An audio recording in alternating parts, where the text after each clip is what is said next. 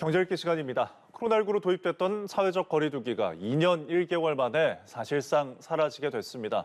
정부가 다음 주부터 사적 모임 인원과 다중이용시설 영업시간 제한을 해제하기로 했기 때문인데요.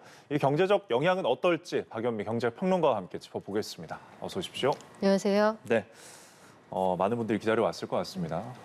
사회적 거리두기 해제 소식이 와서 지금 18일부터 이제 해제가 되는 걸로 나와 있는데 지금 이제 영업 제한이 계속 받아왔던 자영업자, 소상공인들 한시름 놓았을 것 같습니다. 앞으로 전망은 어떻게 보시나요? 일단 냉면집 이런 곳들에 사람이 좀 몰리겠죠. 예. 기존에 생각했던 전통적인 상권이 코로나19 상황에서 완전히 무너졌다 이런 말씀을 종전에도 몇 번 드렸었는데 예. 서울의 4대 상권이라고 하는 강남, 이태원, 명동 이런 곳들을 생각을 해보면 사람이 일단 모여야 장사가 되고 여기서 사람들이 기분 좋을 때 지갑이 열리는 거거든요. 만나지 않고 모여서 일하지 않으면 인근 상권에서 지갑을 열 일이 없습니다. 예. 사실은 그래서 동네 골목 상권이 반사적으로 수혜를 봤다 이런 평가도 있었습니다만 일단은 사람을 집 밖으로 나오게 해야 큰 소비가 일어나는 거고요. 최근 들어서 분위기 변화가 좀 감지가 되고 있어요. 네. 그 유명한 냉면집 이런 곳들은 이미 30분, 1시간씩 대기줄이 생긴다고 하고 엊그제도 보면 여의도나 강남 일대 유명한 식당들, 고깃집, 일식집, 손님들 이제 예약하기 어렵다는 분위기가 형성이 되고 있는데 재택근무에서 현장 출근으로 바뀌고 전반적으로 규제가 완화가 된다고 하면 자영업자들도 한시름 놓게 될 거고요. 뿐만 아니라 그동안 손님 없어서 고민했던 우리 택시 아니면 노래방 이런 곳들까지 그 부차적인 그 소비가 이어질 것으로 보기 때문에 자영업자들 한시름 돌릴 수 있을 것 같습니다. 예. 특히나 시점이 이제 여행철을 앞두고 있기 때문에 한시름을 놓은 게 더 와닿을 것 같습니다. 지금 이렇게 이제 거리두기가 해제가 되면은 정부는 소비 회복의 요인으로 또 보고 있거든요. 네. 그래서 지금 이것에 발맞춰서 나오는 정책들이 지금 축구, 야구, 어떤 숙박료 할인 행사, 경기장 관람 할인 행사 이런 것들을 하고 있는데 내수 효과는 어떨까요? 일단은 그 스포츠 혹은 숙박 이런 쪽은 그 경기를 살리는데 치어리더 같은 역할을 하거든요. 그 축구뿐만 아니라 말씀하신 것처럼 야구, 농구, 배구 예. 4대 프로스포츠에 7,000원 한도로 7월 초까지 이제 114만 장의 반값 티켓을 공급하겠다는 거예요. 예. 엊그제 연합뉴스에서도 보도를 했습니다만 고척돔에 손님이 없었습니다. 예. 보면 이렇게 좋은 경기장에 그 관중들의 점유율이 이거밖에 안 되는가. 물론 최근 들어서 야구에 대한 관심이 조금 줄어든 측면도 있습니다만 네. 전반적으로 볼 때 사람들이 나가고 싶지 않고 소비 심리 이런 것들이 회복이 안 되는 상황이었거든요. 그러니까 티켓을 푼다는 게 정부 주도로 규제를 완화하면서 이제 나가서 돈을 좀 쓰셔도 되는 시점이라는 시그널을 주는 이런 역할을 하게 됩니다. 뿐만 아니라 숙박에서도 정부가 이제 여행을 좀 가세요. 우리 원래 여행 주간 이런 게 있었거든요. 그렇습니다. 한동안 있고 있었는데 전국에 그 등록이 되어 있는 숙박시설 약 7만여 곳에 7만 원을 기준으로 해서 숙박료에 따라서 2만 원 혹은 3만 원짜리 쿠폰을 뿌리겠다. 114만 장이요. 종전에 말씀드렸던 티켓은 40만 장이고요. 예. 그래서 이렇게 하게 되면 한 번쯤 나가볼까? 동인이 되는 거잖아요. 물론 아주 작은 지원이 되겠습니다만 이제 나가서 여행해도 되겠구나.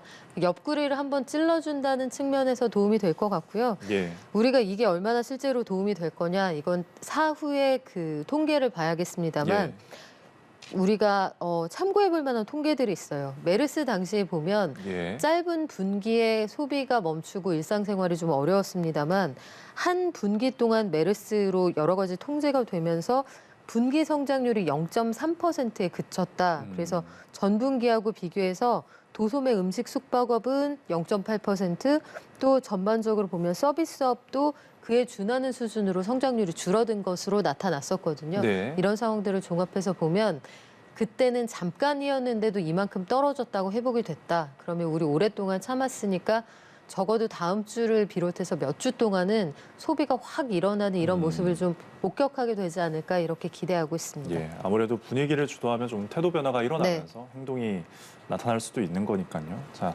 지금 이런 와중에 정부가 경기 진단을 좀 해봤는데 또 한편으로 경고의 목소리가 나오기도 했거든요. 내수 회복에도 어느 정도 제약이 있을 것이고 또 물가 상승이 앞으로도 계속 확대될 수 있다는 이제 이런 경고의 목소리인데 아무래도 코로나 때문만은 아닌 것 같아요. 다른 변수들이 있는 거죠. 일단 코로나를 상수로 둔다고 해도 예. 우리가 생각했던 것보다 코로나19 상황이 좀 길어졌다는 거, 오미크론 변이 그리고 그 이후의 변이가 또다시 등장을 해서 규제 완화에 대한 기대감이 번지고 있습니다만 아직 코로나 상황이 진정됐다, 확실히 잡혔다 이렇게 보기가 좀 어렵잖아요. 예. 그래서 무릅쓰고 함께 간다, 이게 정부의 정책적인 선택인 건데 이런 상황에서 우리 발목을 가장 잡고 있는 건 물가하고 이자 부담입니다. 네. 물가가 워낙 많이 올라서 3월 기준으로 4.1%, 10년 3개월 만에 가장 높은 수준을 보였던 데에다가 이런 물가를 잡기 위해서 금리를 어제 올렸잖아요. 예. 예상과 다르게 금리가 좀 더 빠르게 올라갈 수 있다, 이런 신호를 감지한다면 이자 부담은 늘어나고 물가가 오른다, 사람들이 소비할 수 있는 여력이 줄어들지 않겠습니까? 결국은 그래서 수출 관련해서 여러 가지 우크라이나 사태 등 제약이 있는 상황에서 내수가 탄탄하게 받쳐주지 못하면 연말에 우리가 예상했던 것보다 성장률이 좀 떨어질 수 있다, 이게 정부 전망인 거죠. 그래서 매월 내놓는 그린북, 최근 경제 동향에 나온 정부의 경기 진단을 보면 이런 고민들이 좀 담겨 있고 물가에 대한 고심한 흔적이 전월에 비해서는 조금 더 강하게 담겨 있더라고요. 네. 표현이나 단어를 넣고 빼는 거에 따라서 경기 진단이 어떻게 달라지는구나 감지가 되는데 네. 이번 달엔 확실히 물가에 대한 부담을 느낄 수 있는 그런 표현들이 많이 등장하고 있습니다. 예. 언급해 주셨지만 아무래도 금리 인상이 되면 당연하게 이제 가계빚을 갖고 네. 계신 분들은 이자 부담이 늘어날 수밖에 없는 것이고, 그럼 소비로 나가야 할 돈들이 또 이자를 상환하는 데 들어가기 때문에 그런 우려들이 있는 것 같습니다. 지금 이렇게 기준금리를 올리고 나서 시장 곳곳에 미치는 영향 중에 하나가 뭐 주택담보대출을 놓고 보면은 지금 이제 6%대까지 왔는데 앞으로도 7%대까지 갈 수도 있다는 전망이 나오고 있거든요. 어떻게 보시나요? 일단 최상단 금리는 거기까지 갈 수 있다는 전망이 나오는 게 기준금리가 직접적으로 대출금리를 올리지는 않습니다만 예. 기준금리라는 게 금융권에서 통용되는 일종의 도매금리라고 치면 여러 가지 국채시장의 지표물도 금리가 올라가게 되고 거기에 연동하는 금융채 회사채 이자도 올라가게 되거든요. 네. 이걸 기준으로 보는 대출금리도 올라가게 되니까 전반적인 이자 부담이 늘어난다라고 보고요. 한국은행이 기준금리를 0.25%포인트 올리면 1년 전체적으로 사람들이 갚아야 하는 이자 부담이 16조 원 정도 늘어난다고 봅니다. 예. 차주별로 나눠보면 대출받은 사람 1인당 대략 한 16만 1,000원 정도 이자 부담이 늘어난다는 건데 예. 여기서 끝이 아니라는 거죠. 우리가 예상하는 기준금리의 인상 횟수가 앞으로 적어도 2번은 남아있다. 이게 시장의 중론이기 때문에 예. 금리가 더 올라가게 되면 이자 부담이 늘어날 테고 변동금리로 대출받은 분들은 한동안 허리띠를 졸라매야 하는 그런 시기를 보내게 될 겁니다. 주담대를 아까 예를 들었지만 그러면 이게 부동산 시장에는 네. 어떤 영향이 있을까요? 부동산에서는 대출을 받아야 대부분 구입을 하시죠. 네. 집을 사거나 만에 하나 그 여력이 돼서 건물을 사신다고 해도 대출 없이 현금만 가지고 산다, 이거는 연예인들 얘기고요. 네. 실질적으로 은행 문턱을 넘으셔야 되는데 문제는 돈을 꿔준다고 해도 이자 부담이 너무 올라가 버리면 엄두가 안 난다는 거예요. 예. 최근 들어서 보면 2020년 이전에 저리로 그 대출을 받았던 분들 월간으로 기준으로 보면 10억 원짜리 아파트를 내가 한 70% 빚을 내서 구입을 했다. 네. 이론적으로 따져보면 2020년 이전에 저리로 빌렸던 분들은 월간 이자가 대략 90만 원대에서 100만 원 위 훌쩍 넘어간 상태거든요. 예. 이런 분위기를 고려할 때 내가 대출을 호겨해준다고 해도 갚을 수가 없다. 이렇게 되면 시장에 매물이 나온다고 해도 이걸 흡수해 줄 사람이 없지 않겠습니까? 네. 이 와중에 전반적인 규제 완화 분위기가 있으니 호가를 좀 올려보겠다. 이게 집주인들의 마음이잖아요. 예. 호가가 올라가는데 금리는 올라가고 내가 상환 능력은 스스로에게 물어보니 물음표다. 이렇게 하면 매수 심리가 살아나는 것 같기는 하지만 실제로 매매는 이루어지지 않는 이런 네. 상태가 한동안 이어질 수 있습니다. 네. 결국 심리에 그칠 수 있다는 지적을 해주셨습니다. 지금 미국도 사실 기준금리 인상은 계속 속도감 있게 할 네. 것이라는 이제 전망이 있어서 앞으로 기추가 주목되는데 연말까지 미국도 그렇고 우리나라도 그렇고 금리 인상이 계속 예견되고 있잖아요. 앞으로 어느 정도까지 오를까요? 지금 시장이 전망하는 바로는 미국도 2%, 네. 한국도 2%까지는 가지 않겠느냐. 음. 채권 시장 전문가들에게 국내 설문조사를 해보면 대략 한 75에서 80% 정도는 한국은행이 연내 2% 금리를 보여줄 것이다라고 얘기를 합니다. 예. 그래도 지금 이미 우리가 1.5까지 올라와 있는 상황이기 때문에 두 번만 더 올리면 베이비 스텝으로도 2%까지 간다는 얘기거든요. 예. 이게 다분히 미국 상황을 고려했다 이렇게 볼 수 있는 건데 우리가 기준금리 올리기 전에 뉴질랜드가 0.5%포인트 빅스텝으로 금리를 올렸고요. 캐나다도 마찬가지입니다. 이번 금통위를 두고 의견이 정확하게 반반으로 갈렸었는데 우리 금통위는 큰 그림을 본다기보다는 아마도 대외적인 상황 이런 것들에 우리가 이 흐름에서 벗어날 수 없다는 거 이 부분에 좀 더 비중을 둔 것으로 보이고 또 이런 이야기도 하더라고요. 내부에서는 미리 좀 올려놔야 나중에 네. 경기 방어가 필요할 때 내릴 수 있는 여력이 생긴다 해서 전반적으로 금통위가 그때 뭐 했느냐 이 질문에 답하기 위한 근거들을 마련한 그런 금통위였다고 볼 수 있습니다. 예, 선제적 조치라고 네. 볼 수 있겠습니다. 다음 주제 넘어서 좀 이제 자동차 업계 이야기를 해보겠습니다. 지금 뉴욕에서 국제 오토쇼가 진행 중인데 여기에 정의성 현대차 그룹 회장이 참가를 했거든요. 간담회를 통해서 이제 향후 방향에 대해서 설명을 했는데 어떤 혁신 경영을 강조하면서 변화를 예고를 했습니다. 어떤 이야기들이 있었나요?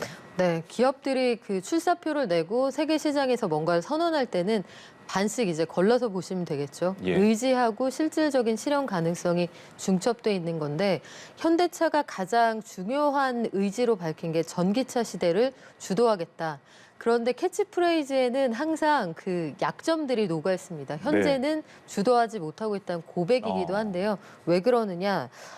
중국, 세계에서 전기차 제일 많이 팔고 있는 중국이 1분기 판매량이 100만 대를 훌쩍 넘었을 것으로 보거든요. 종전에 가장 많이 팔았던 2020년 기록을 이미 넘어섰을 것으로 보는데 우리나라에서는 100만 단위까지 아직 못 가고요. 수십만 대까지 양산할 수 있느냐 이것도 현재로서는 물음표인 상황이거든요. 예. 하나는 공급망 이슈가 있을 거고 다른 쪽에서는 기존의 엔진을 가지고 돌아가는 이 자동차 라인을 어떻게 전환할 수 있느냐. 여기에서 정의선 회장이 이제 구체적으로 내가 어떤 의지를 가지고 있다 이걸 그 선포하는 그런 자리였다고 볼 수가 있고요. 예. 2030년까지 세계의 12% 정도 전기차는 현대차가 돌아다니는 모습을 내가 보여주겠다라고 선포를 했습니다. 이걸 위해서는 일단 생산 라인을 확보하는 문제가 필요할 것이고 배터리 가격이 최근 들어 급증하고 있거든요. 네. 배터리를 만드는 데 들어가는 필수 재료들의 원자재 가격이 급등하고 있는 상황이라서 전기차 구매해서 타시는 분들 아시겠지만 차값의 대략 60-70%가 배터리 가격입니다. 그럼 여기에서 이 허들을 어떻게 넘을 것이냐 구체적인 청사진이 좀 나와야 할 것 같은데 네. 앞으로도 전기차 관련해서 한국이 뒤처지지 않게 하려면 현대차의 행보에 주목하는 건 너무나 필요할 것으로 보이고요. 네. 체질을 개선하겠다라고 했는데 이게 기존의 내연기관 중심의 회사 분위기를 바꿔보겠다는 의지로도 읽혀서 향후에 이제 사내외의 관계를 어떻게 풀어나가느냐 이런 부분에도 상당히 주목할 점이 많은 그런 연설이었다고 볼 수 있습니다. 예, 그렇습니다. 사실 전기차의 어떤 지금 대표적인 기업이라고 하면 테슬라가 네. 일컬어지잖아요. 테슬라 CEO 일론 머스크는 뭐 구설수에 많이 오르기도 하는데 이번에는 트위터를 상대로 적대적 인수합병에 나섰다는 소식입니다. 네. 이를 두고서 이제 당연히 테슬라 주주들은 이게 득이 되지 않는 것을 왜 하느냐 이런 반박도 있는데 어떤 이유 때문에 그런가요? 일단 그의 진심을 잘 모르겠다. 예. 이게 솔직한 고백일 것 같은데요. 미국 증시에서는 그냥 자동차 잘 만들었으면 좋겠다. 현재까지 반응은 그렇습니다. 네. 그 계획을 발표하고 나서 테슬라 주가가 4% 가까이 급락했고요. 테슬라가 인수하겠다고 했던 트위터의 주가도 2% 가까이 하락했습니다. 시너지가 없거나 아니면 상당한 진통이 예상된다는 건데 예. 일단 일론 머스크라는 그 회사 경영자의 마음을 잘 모르겠어요. 예. 비트코인으로 차를 살 수 있게 한다고 했다가 정작 공시 내용을 보면 자기는 가지고 있는 거 갖다 팔기도 했고 예. 그때그때 마음이 달라지는데 만약에 진짜로 트위터를 사고 싶은 마음이 있다라고 하면 현재 제시한 가격이 53조 원 정도거든요. 예. 현금으로 마련할 수 있다. 그 호언장담을 하고 있는데 트위터에서는 일단 이 제안에 반대라는 입장이고요. 예. 이사회에서 만약에 반대하는데도 이걸 밀어붙인다 하면 포이즌 필이라고 해서 예. 그 기존의 주주들이 싼 가격에 신주를 발행해서 이 주식에 물을 탈 수 있도록 하는 그런 장치가 있거든요. 네. 주식의 숫자가 확 늘어나면 머스크가 사들여야 되는 주식의 수가 확 늘어나지 그렇죠. 않겠습니까? 물론 주가가 좀 떨어질 거라는 이런 그 부작용이 있지만 이런 수단까지 고려한다는 입장이어서 이 딜이 실제로 이뤄질지 일단 모르겠고요. 예.